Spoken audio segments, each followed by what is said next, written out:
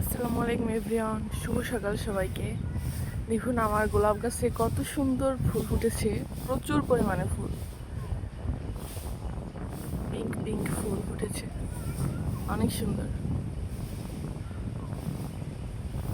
প্রজাপতি বসে আছে, এই যে কত সুন্দর লাগছে। আমার ফুলের গাছগুলো এই সাইডে লাগানো, আমাদের ঘরের সামনের সাইডে, একদম ওই সাইডে লাগানো হচ্ছে গোলাপি রঙের একটা গোলাপ গাছ, এরপরে আছে একটা হাসনাহেনা গাছ, আর এখানে আছে একটা লাল গোলাপ। লাল গোলাপগুলো অনেক বড় হয়ে গিয়েছিল, এই জন্য আমি একটু কেটে দিয়েছি। আর সামনের সাইডে হচ্ছে আমাদের ফলের বাগান, এই যে।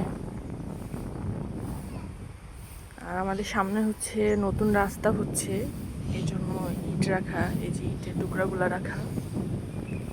আজকে অনেক সুন্দর বাতাস, সকাল থেকেই এত সুন্দর বাতাস, ঠান্ডা ঠান্ডা একদম বাতাস। আর এই সাইডে হচ্ছে আমার ড্রাগন গাছ লাগিয়েছিলাম আমি। ড্রাগন গাছও বড় হয়েছে, মনে হচ্ছে এবছরে হবে, ইনশাল্লাহ হবে মনে হয় এবছরে ড্রাগন ধরবে হয়তো।